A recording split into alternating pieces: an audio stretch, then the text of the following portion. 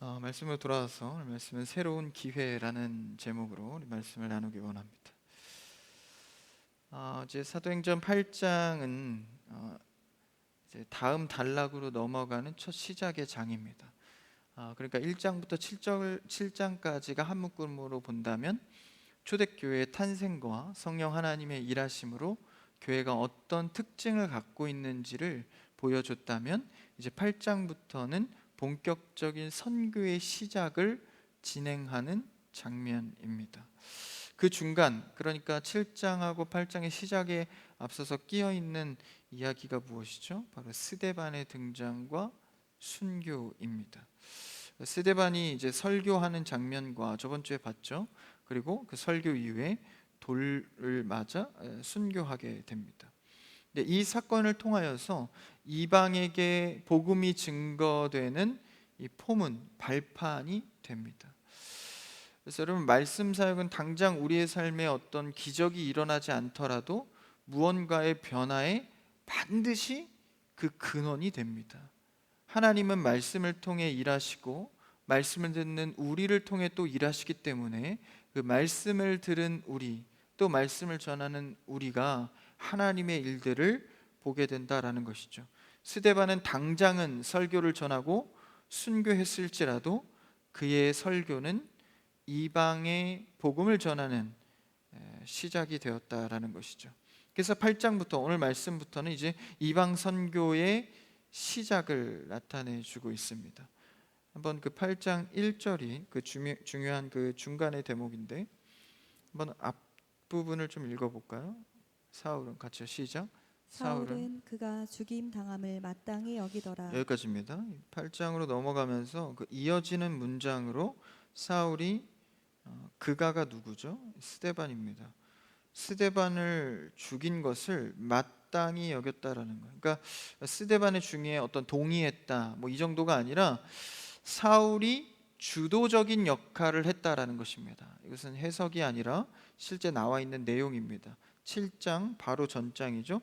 57절과 58절을 한번 읽어볼까요? 바로 성경책에 있으신 바로 보일 텐데 57, 58절을 읽어볼까요? 시작. 그들이 큰 소리를 지르며 귀를 막고 일제히 그에게 달려들어 성 밖으로 내치고 돌로 칠세 증인들이 옷을 벗어 사울이라 하는 청년의 발 앞에 두니라. 이 스데반을 죽이고 57절에 보니까 큰 소리를 지르며 귀를 막고 일제히 그에게 달려들어서 돌로 치죠. 그 장면이 참 어땠을까? 그들의 심령에 이 복음은 매우 부담스럽고 반역하는 일이었습니다. 스데반의 이야기를 듣고 소리 지르며 돌로 쳐 죽입니다. 그 옷을 벗고 이제 사울이라 하는 청년의 발 앞에 두었어요. 이것은 무엇입니까? 이 사울이 주동자라는 명백한 증거입니다. 그 발 앞에 내려놓는다는 것은 그의 지시와 그의 주동 앞에 인정을 하는 것이죠. 그가 공모한 것입니다. 그래서 그것을 통해서 8장 1절의 후반절에서 이제 다시 보면 이제 예루살렘에 있는 교회에 큰 박해가 시작됩니다. 교회에 박해가 생긴 것이죠. 그래서 사도회 다 유대와 사마리아 모든 땅으로 흩어지게 됩니다. 그래서 교회의 박해가 시작된 거예요. 사울은 어떻게 합니까? 3절에 보니까 오늘 8장 3절에 사울이 교회를 잔멸할세라고 나옵니다. 잔멸이란 말이 좀 어려울 수도 있는데, 그러니까 교회를 없애려고 날뛰었다라는 표현입니다. 원문의 표현으로 더 직역해서 보면 마치 이 밭을 해치는 그 추수 때가 되면 짐승들이 내려와서 밭을 해치잖아요. 멧돼지 같은 이 짐승이 내려와서 막 밭을 다 헤집어 놓으면 그 추수할 열매들이 다 으깨지지 않습니까? 그래서 완전히 무슨 전쟁터 같은 상황, 그 표현을 하는 것입니다. 초대교회에 무서운 박해가 시작되었는데 교회를 짓밟고 없애려고 날뛰었다라는 것이죠. 누가요? 사울이 그러했다라는 것입니다. 이것이 이제 스데반의 설교와 또 순교를 통해서 이 박해의 서곡이 시작된 것이죠. 그래서 대충 그냥 교회를 미워하거나 복음을 받아들이지 않는 정도가 아니라 교회를 잔멸하려고, 없애려고 날뛰면서 적극적으로 행했다라는 것입니다. 이 사울은 나중에 이름이 어떻게 되죠? 바울이라고 다시 표현합니다. 그러니까 사울이 예수 그리스도를 만나고 바울이라고 표현을 하는데, 이름이 바뀐 것이 아니라 이제 로마식 표기법이 달라진 건데, 어쨌든 사실 이 사울도요, 자신이 스데반을 죽이는 주동자의 역할을 해놓고 나중에 정말 스데반이 전했던 복음을 누구보다도 적극적으로 자기가 전하게 될 것을 이 당시에는 절대 알 수가 없었겠죠. 그리고 그 청중들도, 돌을 던졌던 청중들도 이 사울이 이렇게 변할 줄은 몰랐을 것입니다. 그러니까 모든 신앙의 발걸음이나 이 상황들, 행위들은요, 다 이해되고 납득되어서 하는 것들이 아닙니다. 사울처럼 교회를 잔멸하려고 적극적인 그 사람이 누구보다도 예수님을 사랑하고 교회를 세우는 자가 될 줄 누가 알았겠습니까? 심지어 그렇게 복음을 잘 전하는 스데반 집사를 돌로 치는 주동자였던 자가 사도 바울로서 성경을 13권이나 쓰면서 교회를 세울 줄 누가 알았겠냐라는 것이죠. 돌아보니 하나님의 경륜과 섭리가 있었다는 것을 발견하게 되는 것입니다. 물론 갈 때, 내가 신앙의 길을 걸어갈 때 미리 알았더라면, 혹은 지금 걸어가고 있을 때 알았더라면 좋았겠지만, 사람들도 나도 모르는 것들이 매우 많습니다. 그러나 우리가 기억해야 할 것은, 하나님은 모든 우리의 인생의 발걸음마다 개입하고 계신다라는 것입니다. 그러니까 스데반이 죽었기 때문에 이제부터 하나님이 일하시려고 바울을 쓴 것이 아니라, 이미 스데반의 설교부터 하나님께서 모든 발걸음 속에 하나님의 개입이 있었다라는 것이죠. 하나님의 통전적인 시각 속에서는 이 모든 계획이 이루어지는 것이고, 우리가 볼 때는 갑작스러운 일로 보여지기 마련입니다. 그래서 하나님의 마음을 자꾸 공감하고 기도하고 그의 마음에 합한 자가 되어 갈수록 이런 상황에 자꾸 초연해지는 것이죠. 하나님이 또 일하시려나 보다. 그죠? 그러나 사울은, 그리고 또 청중들은 이렇게 될 일을 알지 못했다라는 것이죠. 자신을 죽인 자가, 스데반도 알았겠습니까? 자신을 죽인 자가 자신이 그토록 전하던 복음의 바통을 받을 줄 알았겠습니까? 스데반도 몰랐고 사울도 몰랐고 청중도 몰랐을 것입니다. 그런데 이러한 사실은 사도 바울이 되어서 알게 되고 깨달아질 때 그의 고백은 하나같이 어떤 고백을 하죠? 사도 바울은 그 이후에 겸손의 고백들을 합니다. 나는 죄인입니다. 나는 벌레만도 못한, 나는 극악한 죄인, 내가 아는 것은 배설물로 여기고, 굉장히 극단적인 겸손, 우리가 보기에는 마치 겸양을 떠는 것과 같이 극단적인 겸손의 고백을 많이 하는 것을 볼 수 있습니다. 왜 그렇죠? 사도 바울은 하나님을 알아갈수록 겸손해질 수밖에 없는 것을 보여주고 있는 것입니다. 그러니까 내 경륜과 내 지식으로는 스데반을 죽이던 내가 이 복음을 전해, 이 경륜이 너무나도 크고 넓어 알 수 없는 것이죠. 그래서 하나님을 알아갈수록 사도 바울은 겸손해질 수밖에 없는 것입니다. 하나님을 알아가시면서 겸손해지는 여러분들에게 축복합니다. 성도라면 겸손해져야지, 그게 아니라 하나님을 알아가면 나의 성향과 성품은 겸손의 방향으로 흘러간다라는 것이죠. 누구를 쉽게 판단하거나, 이거 딱 보니까 스데반은 잘했고 사울은 잘못했구나, 이런 판단을 하고 있는 것이 아니라 하나님께서 하실 일, 그리고 하나님을 알아간다면 언제 어떤 일을 하실지 모르기 때문에 겸손할 수밖에 없는 것이죠.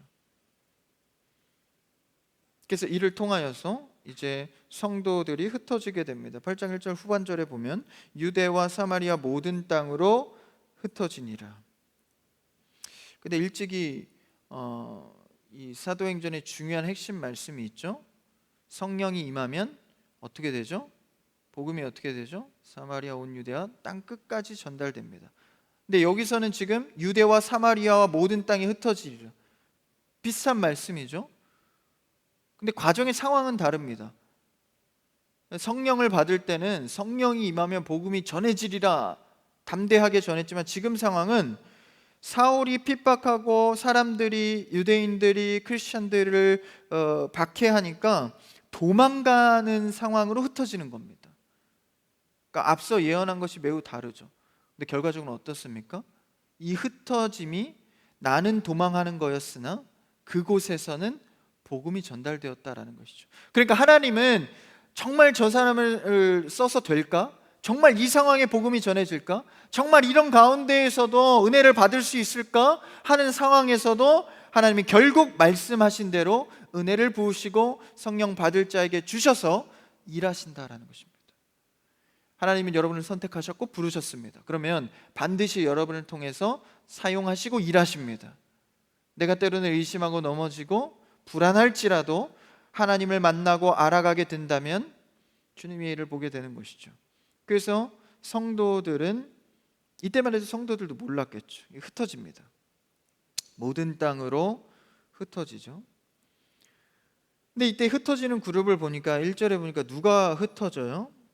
살짝 그 대상을 말하고 있죠. 큰 박해가 있어. 1절을 보십시오. 사도 외에는, 그러니까 사도들이 흩어진 게 아니에요. 평신도 그룹이 흩어진 겁니다. 사실 사도행전 말씀을 이루려고 보면 사마리아 온유대와 땅끝까지 복음이 전파되려면 일단 먼저 사도들이 흩어져야 될 거 아니에요? 리더자 그룹 아닙니까? 말씀을 좀 배우고 직접 예수님께 말씀을 배운 자들 아니에요? 먼저 그들이 뭐 흩어져서 터를 잡든 좀 사람들을 설득해 놓고 또 성도들이 퍼지는, 이게 이론적으로 좀 자연스럽지 않습니까? 그런데 오늘 1절에 보니까 사도 외에 평신도 그룹이 먼저 흩어졌다라는 것입니다. 그러니까 숙련자가 가도 힘든 일일 텐데, 사용받아야 할 텐데, 박해로 인해서 흩어진 상황에서 평신도 그룹이 흩어졌다라는 것이죠. 근데 그들이 결국 어떻게 됩니까? 복음의 도구로 쓰여집니다. 그러니까 하나님의 경륜 속에서는요, 누가 어떻게 사용될지 모르는 것입니다. 흩어진 사람들을 보니까 4절에 어떻게 되죠? 그 사람들이 흩어진, 4절을 한번 읽어볼까요? 오늘 본문 4절 시작. 그 흩어진 사람들이 두루 다니며 복음의 말씀을 전할세. 이 평신도 그룹이 복음을 전하기 시작합니다. 그래서 모여서 사도들에게 배우고 했던 자들이, 사도들이 먼저 가는 것이 아니라 그 평신도 그룹이 먼저 흩어져서 복음을 두루 전하게 됩니다. 그래서 이렇게 예루살렘 교회에 잘 모였던 그들이 이제 흩어지게 되죠. 그러니까 우리는요, 우리 신앙생활은 잘 모이기도 해야 되지만 잘 흩어지기도 해야 합니다. 교회에서 모이는 거 응집력 있게 공동체성, 그러나 우리는 반드시 삶의 현장에 흩어져야 합니다. 흩어져서 내가 감당해야 될 책무, 학생이라면 공부를 해야 할 것이고 직장인이라면 사회 활동을 해야 합니다. 가정생활을 하고 있는 자라면 가정생활에 충실해야 하는 것이죠. 이 흩어진 자들이 그곳에서 내가 뭘 할 수 있겠어. 그러나 이 평신도 그룹은 흩어진 그곳에서 복음을 전했다라는 것입니다. 삶의 현장에서 복음의 사람으로 서는 것, 이것이 우리가 하나님께서 우리에게 맡겨주신 사명입니다. 여러분이 어떤 일을 하든가 보다 더 중요한 것은 그 일 속에서 복음의 사람으로 서 있는가라는 것이죠. 하나님께서 맡겨주신 삶의 역할을 잘 감당하는 여러분들을 축복합니다. 그래서 교회에서 성도로서의 역할을 잘 감당하고 있다면 삶에서도 성도로서의 어떤 역할을 해야 할지, 이 모임과 흩어짐을 잘해야 합니다. 근데 이것은 비단 교회 안에서 모이고 세상에서 흩어진 이 원리도 있지만 교회 안에서도요, 잘 모이셔야 되고 교회 안에서도 잘 흩어지셔야 합니다. 그래서 신앙생활 할 때 이 홀로 서기를 잘 못하시는 분들이 있어요.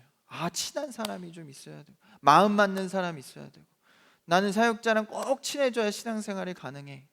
물론 그것도 다 좋은데 모이는 거, 목장생활 열심히 잘 모이십시오. 그런데 교회 안에서 흩어질 때 내가 기도의 자리, 예배의 자리, 은혜 받을 자리에서 홀로 설 수 있는 흩어짐도 필요하다라는 것이죠. 교제와 예배와 모임이 잘 되십니까? 그렇다면 여러분 홀로 서기의 신앙, 하나님과 나의 1대1 관계에서의 신앙생활이 균형을 맞추고 계십니까? 아니면 혼자 신앙생활하는 것은 너무 잘하는데 모이는 것에 어려워하고 계십니까? 여러분 교회 다니는 성도는요, 모임과 흩어짐을 잘 하셔야 합니다. 그래서 대한민국 사회가 사실 그게 좀 어렵죠.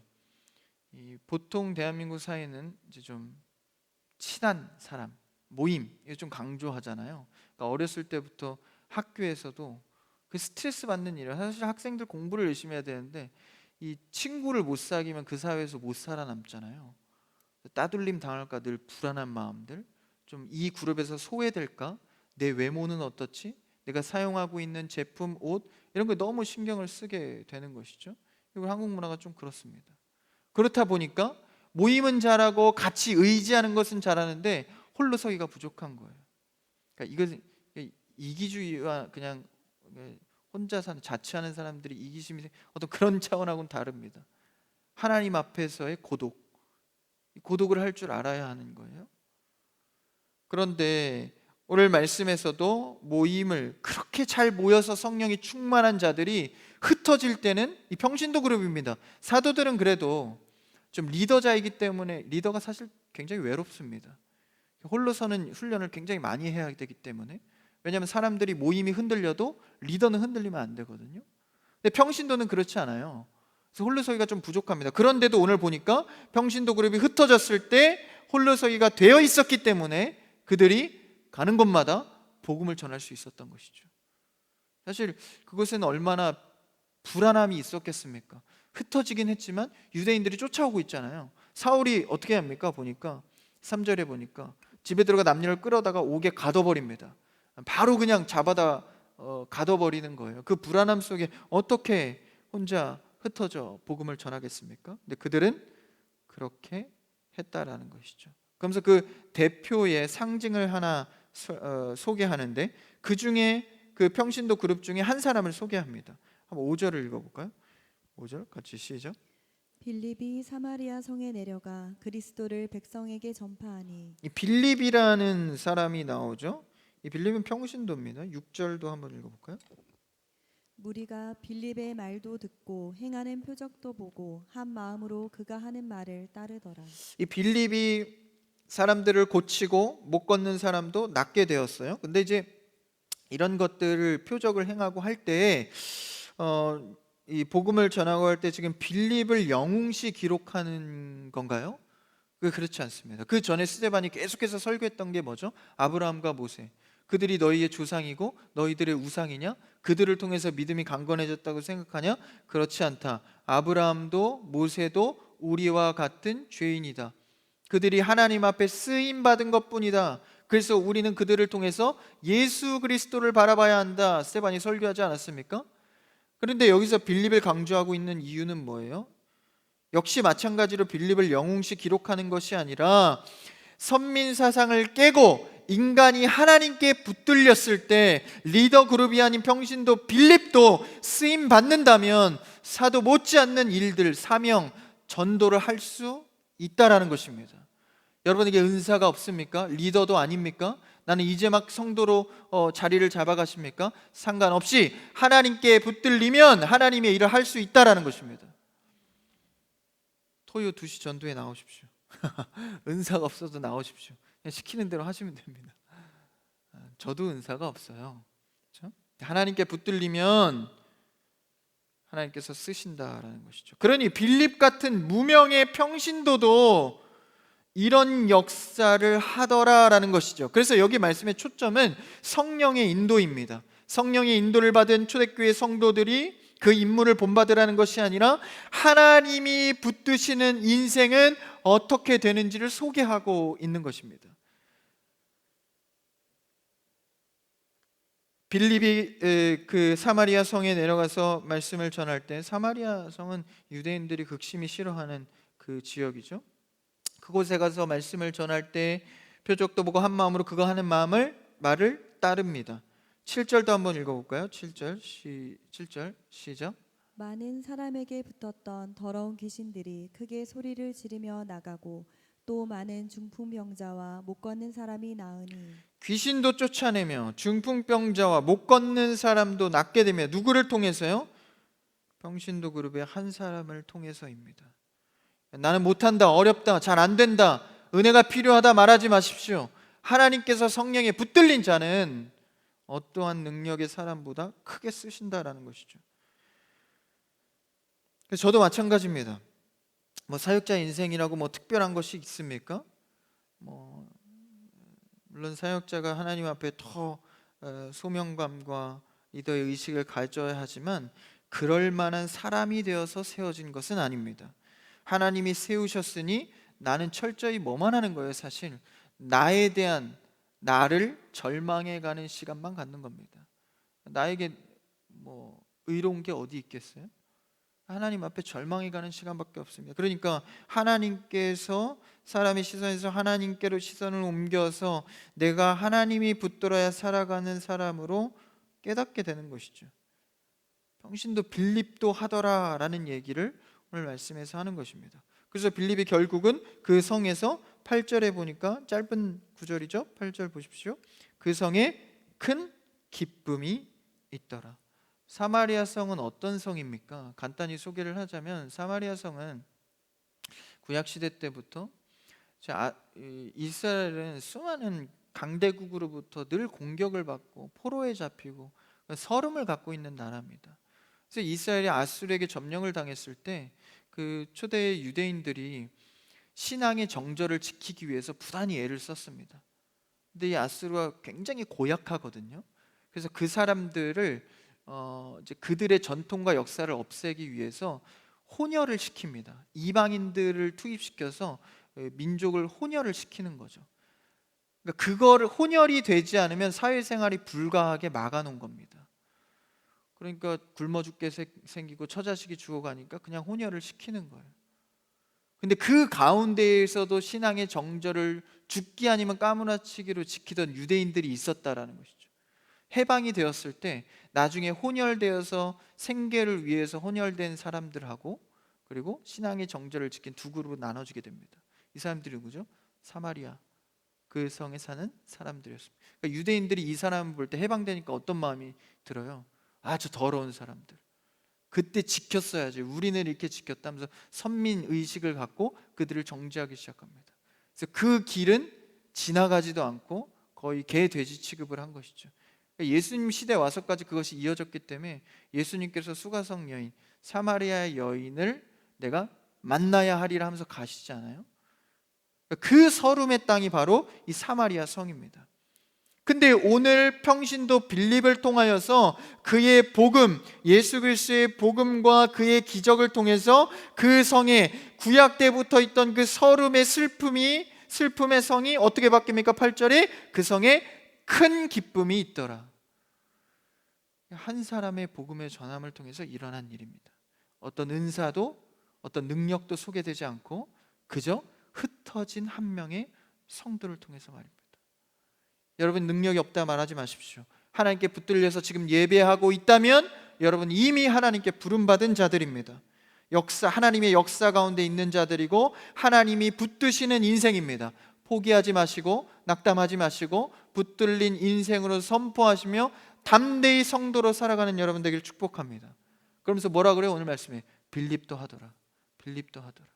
리더가 아니어도 좋습니다. 능력이 없어도 좋습니다. 그래서 우리 공동체는요, 오늘날 우리 교회는, 그리고 우리 크리스찬교회 청년부 이 3부 예배 여러분들은요, 교회에서 저 사람은 없으면 안 돼, 이런 고백도 내려놓으시고, 이 사람은 꼭 있어야 돼, 내려놓으십시오. 그 사람 없어도 됩니다. 저 사람 없으면 안 돼, 아니라는 것이 오늘 말씀해 보니까 사람에 대한 평가가 아니라 하나님께서 맡기신 일, 하나님께서 붙드신 인생. 그래서 이 사람은 이 자리에 안 어울려. 이 봉사는 제가 잘해. 제가 은사가 있거든. 은사로 일하는 게 아니라 주님 주시는 믿음으로 일하는 겁니다. 그래서 우리는 주님이 하신다라는 고백을 날마다 고백해야 합니다. 주님이 하신다. 주님이 하신다. 그러니까 주님이 하셨다만 하지 마시고 다 자기가 해놓고 결과에서 그냥 기분 좋으니까 주님이 하셨다 이런 거 하지 마시고 현재 지금 주님이 하고 계신다, ing로 고백하는 여러분 되기를 축복합니다. 주님이 하고 계신다. 주님이 하고 계신다. 나중에 자기가 다 해놓고 주님께 영광 올려드립니다, 뭐 이 말 한마디면 영광이 올라갑니까? 그렇지 않죠. 우리의 신앙과 교회에는 어떤 특정한 사람을 우리가 결정하고 판단하는 것이 아닙니다. 하나님이 하고 계시니까 그것을 믿고 서로 격려하고 세워주는 것이죠. 평가하는 공동체가 아니라 하나님 앞에 붙들리는 공동체 되기를 축복합니다. 그랬을 때 오늘 초대교회 성도들이 흩어졌음에도 불구하고 더 부흥하는 거예요. 흩어지는 슬픔 가운데에서도 더 기쁜 거예요. 그런 교회가 되기를 바랍니다. 그래서 오늘 2절 말씀만 한 구절 더 보고 마칠 텐데 2절을 한번 읽어볼까요? 2절 시작.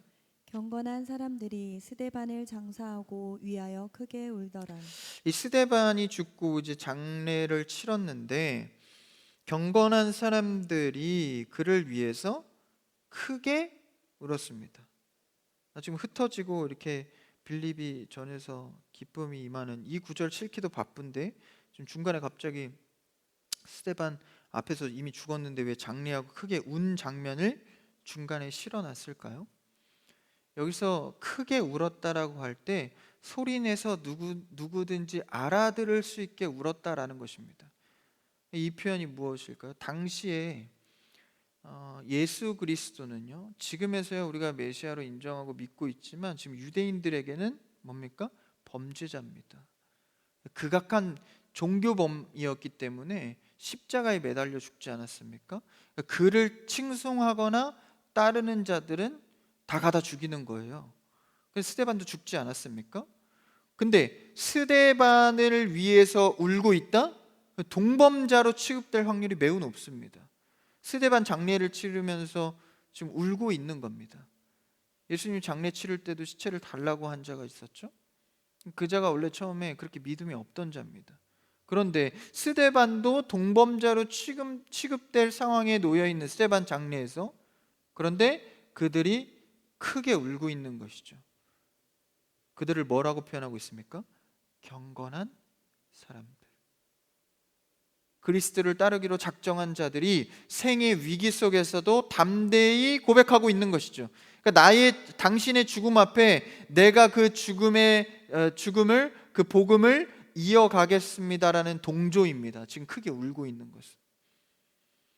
그 박해의 시작 앞에 목숨을 걸고 있는 것이죠. 선교의 죽음, 제지를 하고 있는 그 시대 속에서 삶을 결단하고 있는 겁니다. 어떤 어려움에도 내가 이 복음으로 살겠다라는 고백을 크게 운다라는 표현을 하고 있는 것이죠. 여러분, 어떤 상황 가운데서 모든 삶의 현장에서도 그리스도인으로 살겠다는 고백을 놓치지 않는 여러분 되길 축복합니다. 오늘 경건한 사람들이 그 고백을 놓치지 않았다라는 것이죠. 고개를 드십시오. 믿지 않는 자들 앞에서 여러분 삶의 현장 속에서요, 성도인 것을 뻔히 드러내야 합니다. 저 사람은 교회 다니는 사람. 저 사람 예배 드리는 사람이지. 겨우겨우 그냥 예배 드리는 자로 성도로 사는 것이 아니라 누가 봐도 성도로 서야 한다라는 것이죠. 오늘 이들은, 경건한 사람들은요, 목숨을 걸고 울고 있는 겁니다. 그러니까 내가 스데반처럼 죽을지라도 나도 복음을 따라 죽노라 라고 고백하고 있는 거예요. 이 울음이, 여러분, 이 울음을 삶의 현장에서 울고 계십니까? 드러내고 계십니까? 아니면 직장의 눈치, 가정의 눈치, 사회의 눈치 보면서, 캠퍼스에서 눈치, 친구 눈치 보면서, 식사기도 한번 하는 것도 눈치가 보여서 눈을 비비면서 살짝 기도하고 이런 거 하지 마시고, 그렇죠? 담대하게 믿지 않는 자들 앞에서도 기도하시고 성도인 것을 드러내시고 주일이 되면 나는 교회 가야 한다라고 고백하시고, 그렇게 멋진 성도가 아니어도요, 이런 고백과 상징성을 가질 때 하나님 앞에 성도로 설 수 있는 겁니다.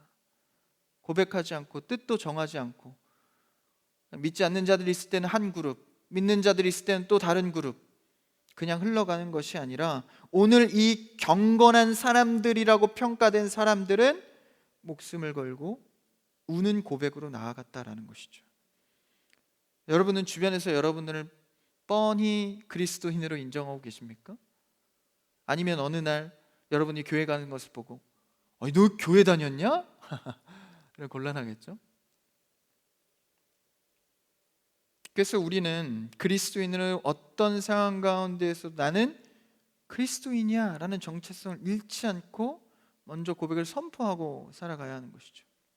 우리 교회에 어떤 자매가 이 연기를 전공하는 자매가 있어요. 연극을 하는 자매인데 저희 그 자매의 어떤 하나의 얘기를 듣고 굉장히 도전받았습니다. 연극 연습을 하는데 이제 믿지 않는 친구들이 많다라는 거예요. 근데 이제 보통 우리는 그런 연극 연습하거나 준비하면 기도를 먼저 하잖아요.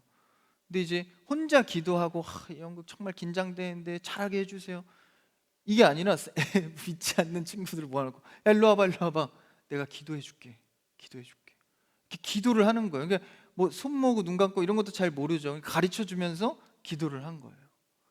뭔지도 모르죠. 예수님이 뭔지도 모르고. 근데 그냥 담대하게 기도하는 거예요. 왜? 내가 성도니까. 그들을 모아놓고 야, 기도할게, 떨지 않고 열심히 하게 해주세요, 이 기도를 한 거예요.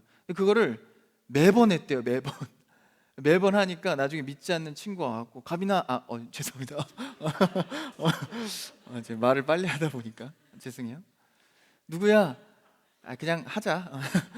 가빈아, 나 기도 좀 해줘. 나 기도 좀 해줘. 믿지 않는 친구가.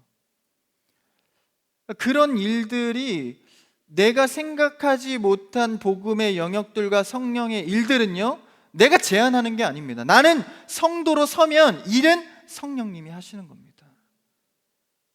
여러분이 성도로 서지 않으면서 늘 기적만 바라고 응답만 바란다면 여러분, 하나님 앞에 당연한 성도가 아니라 믿지 않는 자로 전락할 수도 있다라는 것이죠.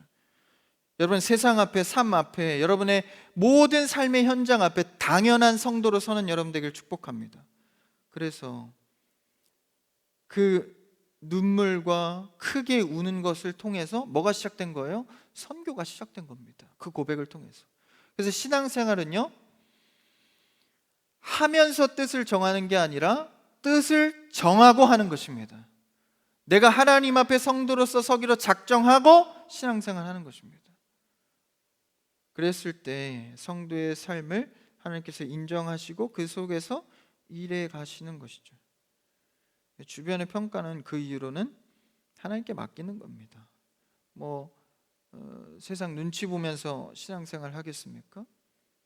그러니까요, 계속해서 여러분 고백하십시오. 어느 그룹이 됐든 거기 가서 야, 난 이번 주부터 내가 올해는 얼마 안 남았는데 주일 성수 한 번도 안 빠지려고 하려고, 이렇게 그룹에 자꾸 선포를 하십시오. 오늘도 목장 모임 할 때 내가 오늘 이번 연도에요, 주일 성수 한 번도 안 빠지고 하겠습니다. 그리고 다음 주에 빠져도 상관없어요. 괜찮습니다.